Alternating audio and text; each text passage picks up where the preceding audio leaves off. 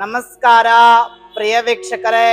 ಓಂ ನಮಃ ಸೂರ್ಯಾಯ ಚಂದ್ರಾಯ ಮಂಗಳಾಯ ಬುಧಾಯ ಚ ಗುರು ಶುಕ್ರ ಶನಿಭ್ಯಶ್ಚ ರಾಹವೇ ಕೇತವೇ ನಮೋ ನಮಃ. ದೇವಣಾಂಚ ಋಷೀಣಾಂಚ ಗುರು ಕಾಂಚನಂ ಸನ್ನಿಭಂ ವಿದ್ಯಾರಭೂತಂ ತ್ರಿಲೋಕೇಶಂ ತಂ ನಮಾಮಿ ಬೃಹಸ್ಪತಿಂ. ನಿಮಗೆಲ್ಲರಿಗೂ ಮಂಗಳ ಟಿವಿ ಕನ್ನಡ ಯೂಟ್ಯೂಬ್ ಚಾನಲ್ಗೆ ಸ್ವಾಗತ. ಇವತ್ತಿನ ದಿವಸ ತುಲಾರಾಶಿಯವರಿಗೆ ಮೇ ತಿಂಗಳಲ್ಲಿ ಕಾದಿದೆ ಗಜಲಕ್ಷ್ಮಿ ಯೋಗ. ಅದ್ಭುತಕರವಾಗಿರ್ತಕ್ಕಂಥ ಯೋಗ. ನೀವೇನಾದ್ರೂ ಯಾವುದಕ್ಕಾಗಿ ಇನ್ವೆಸ್ಟ್ಮೆಂಟ್ ಮಾಡ್ತಾ ಇದ್ರೆ, ಯಾವುದಕ್ಕಾಗಿ ಕೈ ಹಾಕಿದ್ರೆ ಏನೆಲ್ಲ ಸಿಗ್ತದ, ಏನೆಲ್ಲ ಸಿಗಲ್ಲ, ತುಲಾರಾಶಿಯವರಿಗೆ ಮೇ ತಿಂಗಳಲ್ಲಿ ಏನೆಲ್ಲ ಲಾಭ ಇದೆ, ಏನೆಲ್ಲ ನಷ್ಟ ಇದೆ, ಜೀವನದಲ್ಲಿ ಏನೆಲ್ಲ ಸಾಧನೆಗಳನ್ನ ಮಾಡ್ತಾರೆ. ಮೇ ತಿಂಗಳಲ್ಲಿ ತುಲಾರಾಶಿಯವರಿಗೆ ಅತಿ ದೊಡ್ಡ ಗೋಲ್ಡನ್ ಟೈಮ್ ಅಂದ್ರೆ ಗಜಲಕ್ಷ್ಮಿ ಯೋಗ ಪ್ರಾರಂಭ ಆಗ್ತಕ್ಕಂಥದ್ದು. ಈ ಡೇಟ್ಗಳನ್ನ ಮಿಸ್ ಮಾಡದೆ ಇದೇ ಆಗ್ತದ. ಆದ್ರೆ ಮರಿಬೇಡಿ, ಈ ವಿಡಿಯೋವನ್ನ ಆದಷ್ಟು ಜನಗಳಿಗೆ ಶೇರ್ ಮಾಡಿ. ಮತ್ತೆ ನಮ್ಮ ಯೂಟ್ಯೂಬ್ ಚಾನಲ್ ಅನ್ನ ಫಸ್ಟ್ ಟೈಮ್ ಯಾರಾದ್ರೂ ನೋಡ್ತಾ ಇದ್ರೆ ಇವಾಗಲೇ ಸಬ್ಸ್ಕ್ರೈಬ್ ಮಾಡ್ಕೊಳ್ಳಿ, ಲೈಕ್ ಮಾಡಿ, ಶೇರ್ ಮಾಡೋದನ್ನ ಮರಿಬೇಡಿ. ಏನದ ಗುರುಗಳ, ನಮಗೆ ಮೇ ತಿಂಗಳಲ್ಲಿ ಏನೆಲ್ಲ ಲಾಭ ಅದ, ಏನೆಲ್ಲ ನಷ್ಟ ಅದ? ತುಲಾರಾಶಿಯವರಿಗೆ ಅತ್ಯಂತ ಶುಭಕರ, ಲಾಭಕರ, ಸಮೃದ್ಧಿಕರ, ಅತ್ಯಂತ ಮಹತ್ವಪೂರ್ಣವಾಗಿರತಕ್ಕಂತಹ ಮೇ ತಿಂಗಳ ಮಾಸ ಭವಿಷ್ಯ ಏನ್ ಹೇಳ್ತದ ಮೇ ತಿಂಗಳಲ್ಲಿ ಅಂತಂದ್ರೆ, ಅದಕ್ಕಿಂತ ಮುಂಚಿತವಾಗಿ ಗ್ರಹಗಳ ಸ್ಥಾನಮಾನ ಹೇಗಿದೆ, ತುಲಾರಾಶಿಯವರಿಗೆ ಗ್ರಹಗಳ ಸ್ಥಾನಮಾನಗಳು ಹೇಗಿದೆ ಅನ್ನುವಂಥದ್ದನ್ನ ಈ ವಿಡಿಯೋ ಮುಖಾಂತರವಾಗಿ ನಿಮ್ಗೆ ತಿಳಿಸ್ಕೊಡ್ತೀನಿ. ಮೇ ತಿಂಗಳಲ್ಲಿ ಗ್ರಹಗಳ ಸ್ಥಾನಮಾನ ಹೇಗಿದೆ, ಯಾವ ರಾಶಿ ಬದಲಾವಣೆಗಳಾಗ್ತದ, ಯಾವ ರಾಶಿ ಬದಲಾವಣೆಗಳಾಗೋದಿಲ್ಲ, ಏನದ ಗುರುಗಳ ತುಲಾರಾಶಿಯವರ ಗುಣಧರ್ಮ ಏನಂತಂದ್ರೆ, ಹಿಡಿದುಕೊಂಡಿರುವ ತಕ್ಕಡಿ ಹಾಗೆ ಮನಸ್ಸು ನಿಮ್ಮದು, ಭರಿಸುವ ಭಗವಂತನನ್ನ ಭಾವನೆಯೊಳಗೊಂದು ಭಗವಂತ ನಿಮ್ಮ ಮನಸ್ಸಾಗಿರ್ತಕ್ಕಂಥದ್ದು, ಪ್ರೀತಿಯಲ್ಲಿ ಯಾವುದೇ ಕಲ್ಮಶವಿಲ್ಲ, ನಿಷ್ಕಲ್ಮಸವಾದಂತ ಪ್ರೀತಿ, ಯಾರಿಗೂ ಸಹಿತ ಮೋಸ ಮಾಡದೆ ಒಳ್ಳೆಯ ಗೆಳೆತನ, ಒಳ್ಳೆಯ ಪ್ರೀತಿಯನ್ನ ಕೊಡ್ತಕ್ಕಂಥ ಮನಸ್ಸು ತುಲಾರಾಶಿಯವರದಾಗಿರ್ತದ. ಯಾಕೆ ಹೇಳಿ, ತಕ್ಕಡಿ ಹಿಡ್ಕೊಂಡಾಗ ಸಮನಾಗಿ ಬರಬೇಕು. ಜೀವನದಲ್ಲಿ ನಿಮ್ಮನ್ನ ನಂಬಿಕೊಂಡು ಬಂದವ್ರಿಗೂ ಸಹಿತ ಸಮನಾಗಿ ದೂಗ್ತೀರಾ. ಅದುವೇ ತುಲಾರಾಶಿಯ ಗುಣಧರ್ಮವಾಗಿರ್ತಕ್ಕಂಥದ್ದು. ಹಾಗಾದ್ರೆ ಏನದ ಈ ತಿಂಗಳಲ್ಲಿ ಅಂದ್ರೆ, ಗ್ರಹಗಳ ಸ್ಥಾನಮಾನಗಳನ್ನು ನೋಡೋದಾದ್ರೆ, ಮೇಷ ರಾಶಿಯಲ್ಲಿ ಸೂರ್ಯಗ್ರಹ ಇದ್ರೆ, ವೃಷಭ ರಾಶಿಯಲ್ಲಿ ಶುಕ್ರ ಗ್ರಹ ಇರ್ತಕ್ಕಂಥದ್ದು. ಅದಕ್ಕಿಂತ ಮುಂಚಿತವಾಗಿ ಕುಂಭ ರಾಶಿಯಲ್ಲಿ ಏನಂತಂದ್ರೆ ರಾಹುಗ್ರಹ ಇರ್ತಕ್ಕಂಥದ್ದು, ಮೀನ ರಾಶಿಯಲ್ಲಿ ಶನಿ ಬುಧ ಕುಜ ಇರ್ತಕ್ಕಂಥದ್ದು. ಮತ್ತೆ ಅದೇ ರೀತಿಯಾಗಿ ಮೇಷ ರಾಶಿಯಲ್ಲಿ ಸಹಿತ ಸೂರ್ಯಗ್ರಹ ಇದ್ರೆ, ವೃಷಭ ರಾಶಿಯಲ್ಲಿ ಶುಕ್ರ ಗ್ರಹ ಇರ್ತದ. ಮತ್ತೆ ಗುರು ಮಿಥುನ ರಾಶಿಯಲ್ಲಿ ಸಂಚಾರವನ್ನ ಮಾಡ್ತಕ್ಕಂಥದ್ದು, ಸಿಂಹ ರಾಶಿಯಲ್ಲಿ ಕೇತು ಗ್ರಹ ಇದೆ. ಹಾಗಾದ್ರೆ ಈ ತಿಂಗಳ ಏನ್ ಬದಲಾವಣೆಗಳದ, ಏನಿದೆ ಏನಿಲ್ಲ ಅನ್ನುವಂಥದನ್ನ ನಿಮ್ಗೆ ಹೇಳ್ತೀನಿ. ಈ ಡೇಟ್ಗಳನ್ನ ಮಿಸ್ ಮಾಡದೆ ಒಂದು ನೋಟಲ್ಲಿ ಬರೆದಿಟ್ಕೊಳ್ಳಿ. ಇದೇ ತಿಂಗಳು ಅಂದ್ರೆ ಮೇ ತಿಂಗಳಾಗಿರ್ತಕ್ಕಂಥದ್ದು 11ನೇ ತಾರೀಕು ಕುಜಗ್ರಹ ಮೀನ ರಾಶಿಯಿಂದ ಮೇಷ ರಾಶಿಗೆ ಪ್ರವೇಶವನ್ನ ಮಾಡ್ತಾನೆ. ಅದೇ ಸ್ವಂತ ರಾಶಿಗೆ ಪ್ರವೇಶವನ್ನ ಬೆಳೆಸ್ತಾನೆ. ಮೇ 14ನೇ ತಾರೀಕು ಶುಕ್ರ ಗ್ರಹ ವೃಷಭ ರಾಶಿಯಿಂದ ಮಿಥುನ ರಾಶಿಗೆ ತನ್ನ ಪತನವನ್ನ ಬದಲಾಯಿಸ್ತಾನೆ. ಮಿಥುನ ರಾಶಿಯಲ್ಲಿ ಆಲ್ ಗ್ರಹ ಅಂದ್ರೆ ಗುರುವಿನ ಜೊತೆ ಶುಕ್ರ ಗ್ರಹ ಸೇರಿಕೊಂಡು, ಅಂದ್ರೆ ಆದ್ದರಿಂದ ಒಂದು ಯೋಗವನ್ನ ಕ್ರಿಯೇಟ್ ಮಾಡ್ತಾನೆ. ಗುರುವಿನ ಜೊತೆ ಶುಕ್ರವನ್ನ ಸೇರ್ಕೊಂಡಾಗ ಒಂದು ಯೋಗವನ್ನ ಕ್ರಿಯೇಟ್ ಮಾಡ್ತಾನೆ. ಇದರ ಜೊತೆಗೆ 15ನೇ ತಾರೀಕು ಸೂರ್ಯ ಮೇಷ ರಾಶಿಯಿಂದ ವೃಷಭ ರಾಶಿಗೆ ತನ್ನ ಪತನವನ್ನ ಬದಲಾಯಿಸ್ತಾನೆ.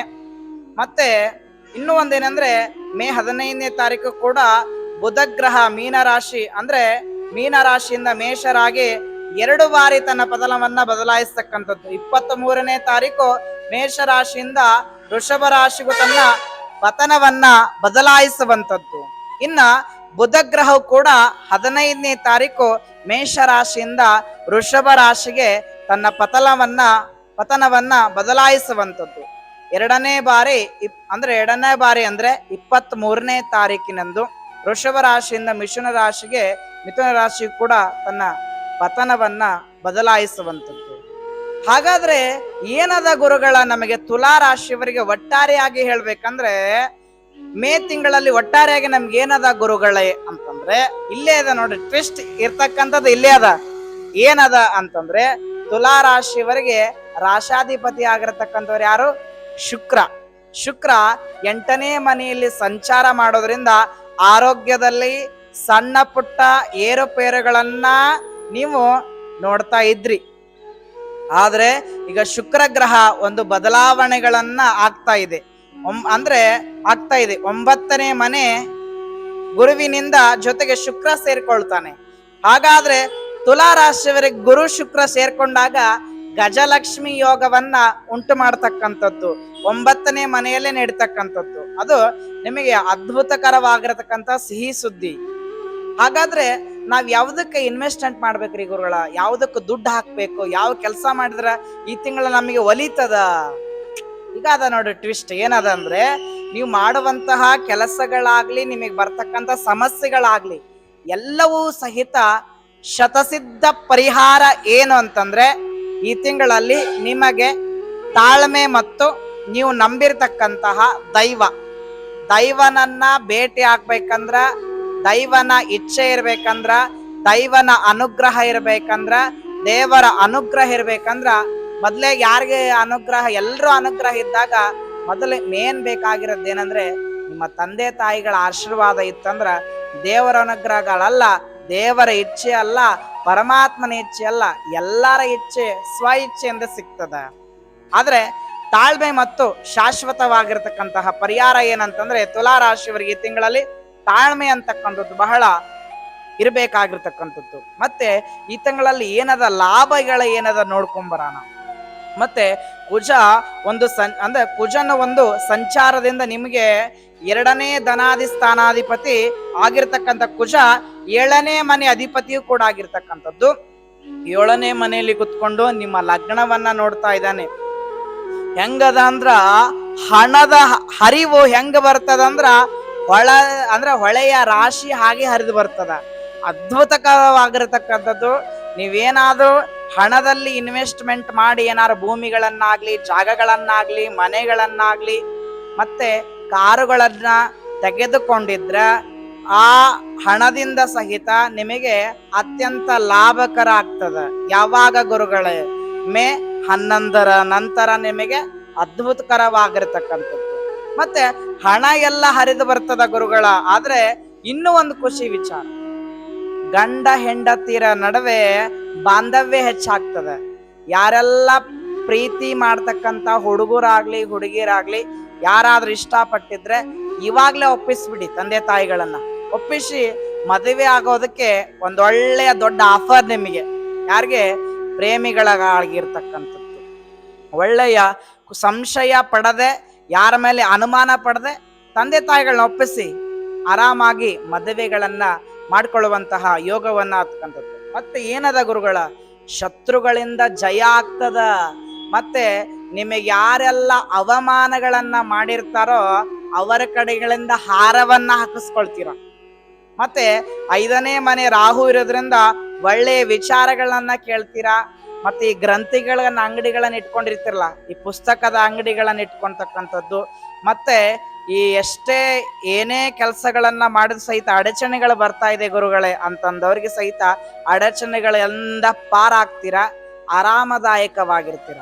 ಮತ್ತೆ 10ನೇ ಮನೆಯಲ್ಲಿ ಕೇತು ಇರೋದ್ರಿಂದ ಕೂಡ ನಿಮಗೆ ಎಷ್ಟೇ ಕಷ್ಟ ಅಡೆತಡೆಗಳು ಬಂದರೂ ಸಹಿತ ಯಶಸ್ಸನ್ನ ಕಾಣ್ತೀರಾ.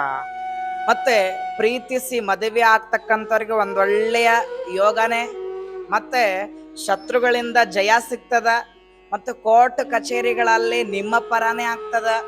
ಮತ್ತೆ 5ನೇ ಮನೆಯಲ್ಲಿ ರಾಹು ಇರೋದ್ರಿಂದ ಒಳ್ಳೆಯ ವಿಚಾರಗಳನ್ನ ಕೇಳ್ತೀರಾ.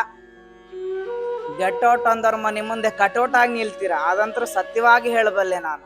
ಮತ್ತೆ ಮಕ್ಕಳ ಆರೋಗ್ಯ ಆರಾಮದಾಯಕವಾಗಿರ್ತದ. 10ನೇ ಮನೆಯಲ್ಲಿ ಕೇತು ಇರೋದ್ರಿಂದ ಎಷ್ಟೇ ಅಡತಣೆಗಳು ಬಂದರೂ ಸಹಿತ ಯಶಸ್ಸನ್ನ ಕಾಣ್ತೀರಾ. ಮತ್ತೆ ಏನ್ ಲಾಭಗಳದ? ಗ್ರಂಥಕ್ಕೆ ಅಂಗಡಿಗಳನ್ನ ಇಟ್ಕೊಂಡವ್ರಿಗೆ ಪುಸ್ತಕದ ಅಂಗಡಿಗಳನ್ನ ಮಾರಾಟ ಮಾಡ್ತಕ್ಕಂಥದ್ದು, ಸೈಟ್ಗಳನ್ನ ಮಾರಾಟ ಮಾಡ್ತಕ್ಕಂಥದ್ದು, ಕಾರ್ಗಳನ್ನ ಬೈಕ್ಗಳನ್ನ ಮಾರಾಟ ಮಾಡ್ತಕ್ಕಂಥದ್ದು, ಯಾರೆಲ್ಲ ಇದೀರೋ ಅವ್ರಿಗೆಲ್ಲ ದೊಡ್ಡ ಹಣನೇ ಬರ್ತದ. ಮತ್ತೆ ರಿಯಲ್ ಎಸ್ಟೇಟ್ ಮಾಡ್ತಕ್ಕಂಥವ್ರು ಸಹಿತ ಹಣದ ರಾಶಿಯೇ ಹೊಳೆಯ ಹರಿದು ಬರಲಿದೆ. ಅದ್ಭುತಕರವಾಗಿರತಕ್ಕಂತಹ ಮೇ ತಿಂಗಳಲ್ಲಿ 11 ಕಳೆದ ಮೇಲೆ ನೀವೇ ಹೇಳ್ತೀರಾ ಗುರುಗಳೇ, ಅದ್ಭುತಕರವಾಗಿರತಕ್ಕಂಥ ಜೀವನನ ಅನುಭವಿಸಿದೆ. ಮತ್ತೆ ದುಡ್ಡನ್ನ ಚೆನ್ನಾಗಿ ಮಾಡ್ತೀರಾ, ದುಡ್ಡು ಮಾಡೋ ಗಂಟ ದಡ್ಡನಾಗಿರಿ, ದಡ್ಡನಾದ ಅಂದ್ರೆ ದುಡ್ಡು ಮಾಡೋ ತನಕ ದಡ್ಡನಾಗಿರಿ, ದಡ್ಡನಾದ ಮೇಲೆ ದುಡ್ಡನ್ನ ಮಾಡೋದನ್ನ ಮರಿಬೇಡಿ.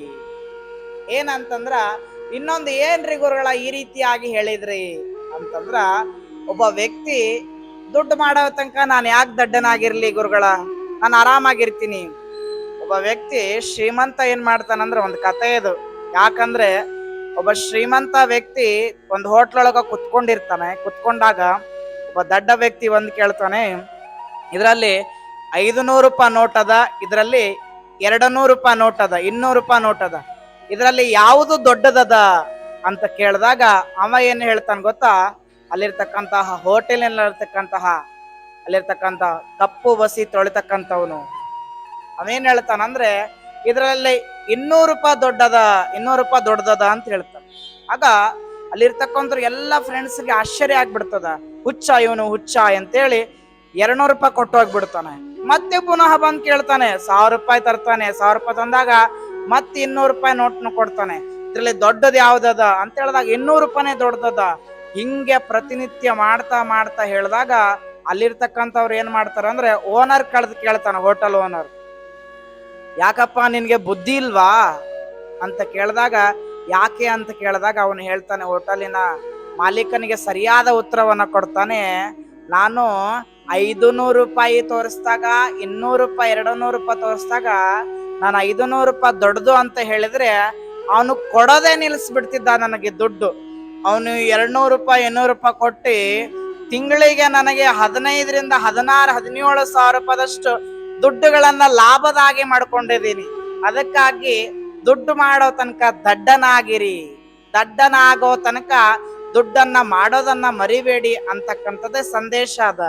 ಮತ್ತೆ ಇನ್ನೊಂದು ಏನು ಗುರುಗಳ, ಯಾರ ಸವಾಸದಿಂದ ಈ ತಿಂಗಳಲ್ಲಿ ಹಾಳಾಗ್ತೀರ ಅಂತಂದ್ರೆ, ನಿಮ್ಮ ಸಂಬಂಧಿಕರ ಸವಾಸದಿಂದ ಹಾಳಾಗ್ತೀರ. ಸ್ವಲ್ಪ ಸಂಬಂಧಿಕರನ್ನ ದೂರ ಬಿಡಿ, ಮನೆ ಹತ್ರನೂ ಸೇರಿಸ್ಕೋಬಿಡಿ. ಇದೊಂದು ವಿಚಾರವನ್ನ. ಇನ್ನೊಂದು ವಿಚಾರ ಏನಂತಂದ್ರೆ, ತುಲಾ ರಾಶಿಯವರಿಗೆ ಒಂದು ಸಣ್ಣ ಪಾಯಿಂಟ್, ಇದನ್ನ ಜೀವನದಲ್ಲಿ ಅಳವಡಿಸಿಕೊಂಡಿದ್ದಾದ್ರೆ ದೊಡ್ಡ ಮಹಾನ್ ವ್ಯಕ್ತಿ ಆಗ್ತೀರ, ಅದ್ಭುತಕರವಾಗಿರತ್ತ ಮಹಾನ್ ವ್ಯಕ್ತಿ ಆಗ್ತೀರ. ನೋಡಿ, ಒಂದು ಸೂಜಿ ಇರ್ತದ, ಸೂಜಿಗೆ ಯಾರೋ ಒಬ್ಬ ಕನಸು ಕಾಣ್ತಾ ಇರ್ತಾನೆ, ಸೂಜಿಯನ್ನ ದಾರನಾಗಿ ಪೋಣಿಸ್ತಾನೆ. ಈ ದಾರ ಇರ್ತದಲ್ಲ, ಹಿಂಗೆ ಪೋಣಿಸ್ತಾ ಇರ್ತಾನೆ, ಹಿಂಗ ಹಾಕ್ತಾ ಇರ್ತಾನೆ. ಹಾಕದಾಗ ಆಕಿ ಶರ್ಟ್ ಹೊಲಿತಾ ಇರ್ತಾನ. ತಿಂಗಳಿಗೆ ಏನಲ್ಲ ಅಂದ್ರ ಒಂದ 10ರಿಂದ 20 30 ಶರ್ಟ್ಗಳನ್ನ ಹೊಲಿತಾ ಇರ್ತಾನೆ. ದಿನಕ್ಕೊಂದ್ 2 3 4 ಶರ್ಟ್ಗಳನ್ನ ಹೊಲಿತಾ ಇರ್ತಾನೆ. ಹಿಂಗೆ ದಿನ ಒಂದೊಂದೇ ಮಾಡ್ತಾ ಅವ ಕನಸುಗಳನ್ನೆಲ್ಲ ಸಹಿತ ಕಟ್ಕೊಳ್ತಾನ. ಆಮೇಲೆ ಏನಾಗ್ತದ ಅಂತಂದ್ರೆ, ಏನ್ ಮಾಡಾಕ ಸ್ಟಾರ್ಟ್ ಮಾಡ್ತಾನ, ಒಂದೇ ಕಡೆ ಗುರಿ ಇಟ್ಟಿರ್ತಾನ, ಹಿಂಗ ಹಾಕೋದು ಮತ್ತೆ ಬಟ್ಟೆಗಳನ್ನು ಹೊಲಿಯೋದು, ಹಿಂಗ ಹಾಕೋದು ಬಟ್ಟೆಗಳನ್ನು ಒಂದೇ ಕಡೆ ಗುರಿ ಇಟ್ಟಿರ್ತಾನ. ಆಮೇಲೆ ತನ್ನ ಗುರಿಯನ್ನ ಒಂದೇ ಕಡೆ ಇಟ್ಟಾಗ ನೇರ ದೃಷ್ಟಿಯನ್ನ ಕೆಳಗಡೆ ಫೋಕಸ್ ಮಾಡ್ತಾನ. ಈ ಕೆಳಗಡೆ ಇಟ್ಟಾಗ ಆಗ ರಾಟಿ ಆಗ್ತದ, ಹೊಲಿಗೆ ಯಂತ್ರ ಆಗ್ತದ. ಆಗ ತಿಂಗಳಿಗೆ ಮತ್ತೆ ಅವನೇನ್ ಮಾಡ್ತಾರಂದ್ರೆ 500 600 ಬಟ್ಟೆಗಳನ್ನ ತಯಾರಿಸುವಂತ ಶಕ್ತಿ ಇರ್ತದ. ಇದ್ರ ಅರ್ಥ ಏನಂದ್ರೆ, ಫೋಕಸ್ ಎಲ್ಲಿ ಮಾಡ್ತೀರಾ, ಕಷ್ಟಗಳು ಎಲ್ಲಿದಾವೆ, ದುಃಖಗಳಿದಾವೆ ಬಿಟ್ಬಿಡಿ, ಅದನ್ನ ಆಗೋಗಿರೋದ್ರ ಬಗ್ಗೆ ಚಿಂತೆ ಮಾಡಿ. ಮುಂದೆ ಅದೇ ಸೂಜಿ ಒಳಗಡೆ ಕೆಳಗಡೆ ಹಾಕಿದಾಗ ರಾಟಿಯಾಗಿ ಸಾವಿರಾರು ಬಟ್ಟೆಗಳನ್ನ ಹೊಲಿಯುವಂತ ನಾವ್ ಆಗ್ತೀರ. ಇವತ್ತಿನ ಜೀವನದಲ್ಲಿ ಅವಮಾನಗಳಾಗ್ಲಿ ಅಪಮಾನಗಳಾಗ್ಲಿ ಏನೇ ಮಾಡ್ಲಿ, ನಾವು ಬದುಕನ್ನ ಕಟ್ಟಿಕೊಳ್ಳೋಣ ಅನ್ನುವಂಥದ್ದೇ ಅಭಿಲಾಷೆ ಆಗಿರ್ತಕ್ಕಂಥದ್ದು. ಹಾಗಾಗಿ ತುಲಾರಾಶಿಯವರಿಗೆ ಶುಭಕರ, ಲಾಭಕರ, ಸಮೃದ್ಧಿಕರ ಜೀವನ ಆಗ್ಲಿ ಅಂತಕ್ಕಂಥದ್ದೇ ನನ್ನ ಅಭಿಲಾಷೆ ಆಗಿರ್ತಕ್ಕಂಥದ್ದು. ಎಲ್ಲರಿಗೂ ಒಳ್ಳೇದಾಗ್ಲಿ. ಮತ್ತೆ ಯಾರೆಲ್ಲ ಶನಿವಾರ ಹುಟ್ಟಿದ್ದೀರಾ, ಸೋಮವಾರ ಹುಟ್ಟಿದ, ಬುಧವಾರ ಹುಟ್ಟಿ, ಕಮೆಂಟ್ ಬಾಕ್ಸ್ ಅಲ್ಲಿ ತಿಳಿಸಿ. ನೀವು ತಿಳಿಸಿದ ಮೇಲೆ ನಾನು ಹೇಳ್ತೀನಿ. ಯಾಕೆ ಮುಂದಿನ ವಿಡಿಯೋದಲ್ಲಿ ಯಾಕೆ ಗುರುಗಳು ಶನಿವಾರ, ಭಾನುವಾರ ಮತ್ತೆ ಸೋಮವಾರ, ಗುರುವಾರ ಹುಟ್ಟಿದ್ದಾರೆ ಅಂತ ಹೇಳಿದಾಗ ಶುಕ್ರವಾರ, ಈ ವಾರದಲ್ಲಿ ಯಾವ ವಾರ ಹುಟ್ಟಿದ್ದೀರಾ ಅಂತ ಕಮೆಂಟ್ ಬಾಕ್ಸ್ ಅಲ್ಲಿ ತಿಳಿಸಿ. ಮುಂದಿನ ವಿಡಿಯೋದಲ್ಲಿ ಯಾಕೆ ಅಂತ ನಾನು ಹೇಳ್ತೀನಿ. ಅತ್ಯಂತ ವಾರದಲ್ಲಿ ಏನು ವಾರದ ಮಹಿಮೆಗಳನ್ನ ನಿಮ್ಗೆ ಹೇಳ್ತೀನಿ ಅನ್ನುವಂಥದ್ದೇ ಈ ವಿಡಿಯೋ ಮುಖಾಂತರವಾಗಿ ತಿಳಿಸಿ. ನಿಮ್ಮೆಲ್ಲರಿಗೂ ಸಹಿತ ಒಳ್ಳೇದಾಗ್ಲಿ, ನಿಮ್ಮ ಕುಟುಂಬ ಚೆನ್ನಾಗಿರ್ಲಿ ಅನ್ನೋದೇ ನನ್ನ ಅಭಿಲಾಷೆ ಆಗಿರ್ತಕ್ಕಂಥದ್ದು. ಎಲ್ಲರಿಗೂ ಒಳ್ಳೇದಾಗ್ಲಿ. ಶುಭಂ ಭೂಯಾತ್. ನಮಸ್ಕಾರಗಳು. ಸರ್ವೇ ಜನಃ ಸುಖಿನೋ ಭವಂತು.